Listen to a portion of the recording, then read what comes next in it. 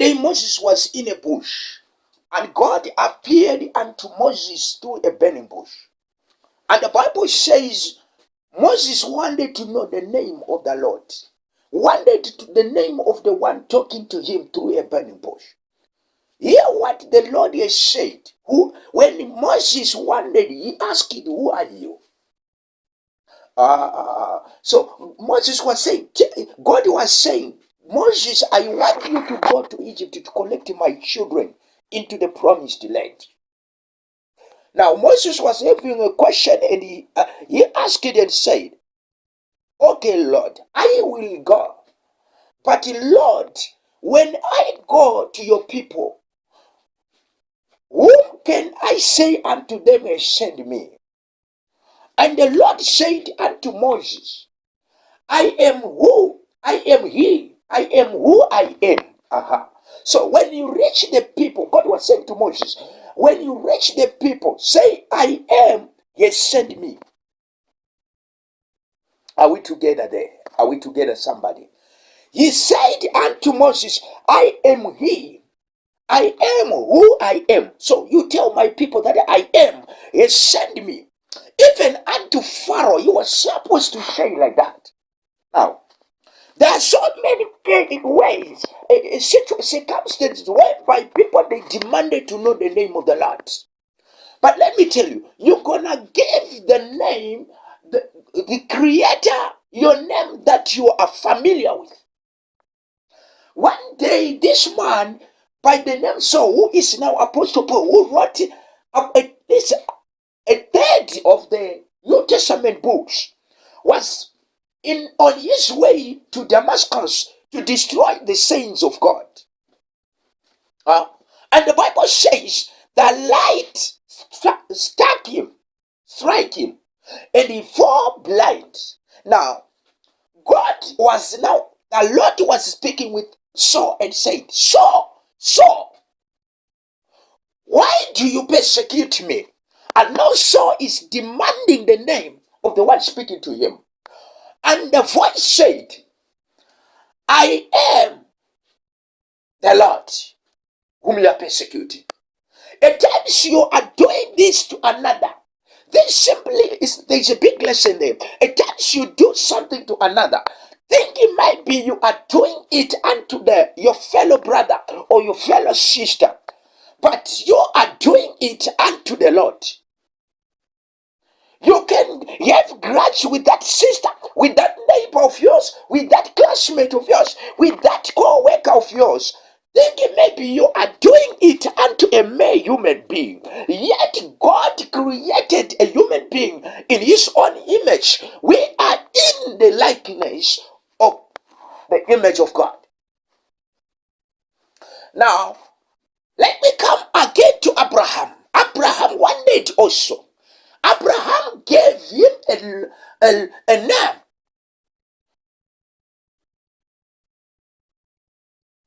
When he was up the Mount Moriah, he was early in the morning and go to Moriah.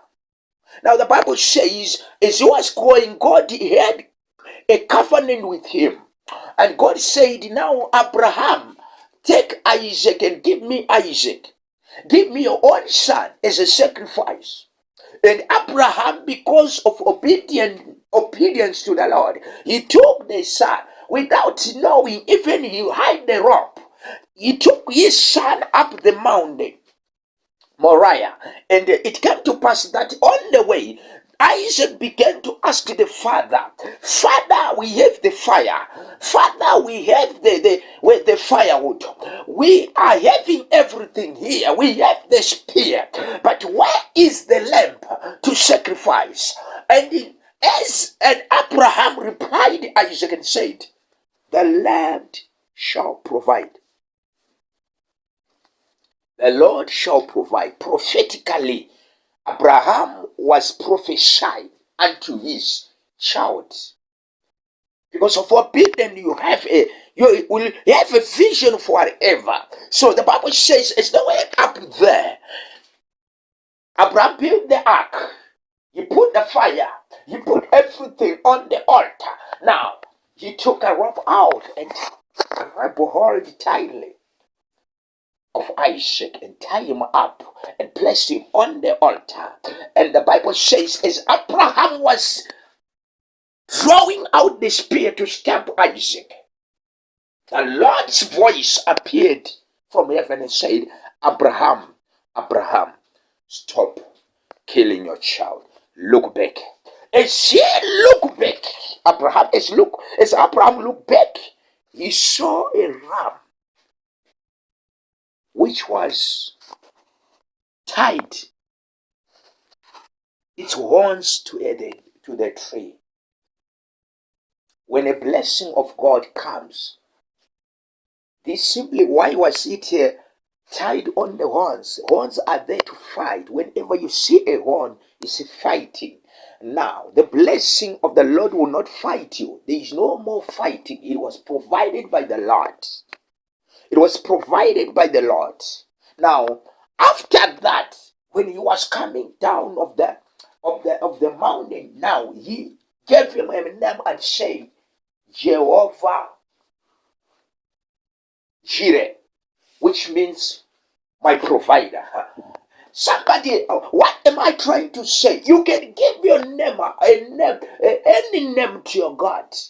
Let me tell you, depending on what he can do to you, some of the situations, at times, the characters in the Bible, they used to give names of their children in aligned to the word. I remember for Hannah. I remember of a day when the Ark of the Covenant was taken, and there were two sons. There were two sons of Eli, Hophni and Phinehas. Okay, priest Eli, Hophni and Phinehas. So the Bible says they took the Ark of the Covenant to the war, and the Ark of the Covenant was taken by the Philistines. Now, when the wives to Eli, to Hophni and Phinehas, another wife was pregnant, and when she had the death of her husband, the Bible says gave birth. It was not your time, but when she had of the Ark of the Covenant taken away from Israel, she gave birth. And when she was giving birth, she didn't notice even that it was a boy. Others were telling him, but she didn't even realize. Having the zeal and the burden with the things of God, concerned about the existence of the presence of the Lord, she gave birth and not notice even the gender of the child. Until others have to explain to him that you gave you gave birth to a baby boy. But she was busy, and she named her Ichabod, meaning the presence of the Lord has been taken away from us. She was not concerned about the death of the husband, but the presence of the Lord taken away. At times we are not concerned much about the presence of God. We hear about the presence of God when God's presence is available. We give our God names. We say Jehovah Shalom, Jehovah Shammah. We give him. These are the people that were experiencing the power of God in their lives. These were people having the burdens to the point of giving even names to their God. Praise God. Hallelujah. What am I saying tonight? You're gonna be in a situation where you do not understand what is going on. Why is it like this? Why do I perform like this?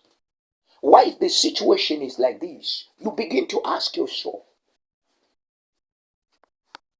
Sometimes not even having answers. But God is going to is going to bring a testimony. You are going to experience a very big testimony whereby you will give your God a name. that you always remember and familiarize your God with. So whenever God hear about Abraham said Jehovah Jireh, you will know that it is Abraham speaking to me. Whenever you will hear some other people saying Jehovah Shalom, Jehovah Chama, you will always remember that Israelites have been fighting wars against Israelites' enemies. And that's why they are recognizing me with this name, Jehovah Shammah. Whenever you are in a situation, do you have a name that will remember your God has fought? Whenever the Lord fight the wars that you are fighting, I know we are not wrestling with the flesh and blood like our forefathers, but we are wrestling with the spirit, as according to the book of Ephesians, chapter number 6, verse 8, verse 12, that we are not fighting with the spirit. So whenever we fight and win, we have a name that we recognize our Lord with, the Lord of hosts, the one who fight, mighty man of war. I don't know whether you have a name that is familiar about your God. Some they will be surprised to hear us saying the God of Ezekiel, the God of the God here. When we say the God of Ezekiel, and we say the God of Abraham, the God of Isaac, the God of Israel, they will know that this is the generation that I have said I'll bless them because of Abraham. Certain names are registered. You know, the thing about names, let me tell you, there are certain names that are registered in the spiritual realm. That is why you see when you mention the name of the Lord, when you mention the name of God, when you mention the name of Jesus, there are certain things, certain troubles to leave. There are certain diseases to depart from people. There are certain situations to depart from people. Why? Because you mention the name of the Lord. At times in the marriage that is for dramas, you mention the name of the Lord. At times in the situation of joblessness, you mention the name of the Lord. At times, let me tell you, you might enter the marriage and begin to be barren. When you mention the name of the Lord, the barrenness is going to depart. My Bible says in the book of Acts, chapter number 4, verse 12, there is no any other name in heaven or in earth by which we are saved, but the name of the living God, the name of Jesus Christ, the name of the mighty name of the Lord. Always when we are talking, we talk about the name of Jesus.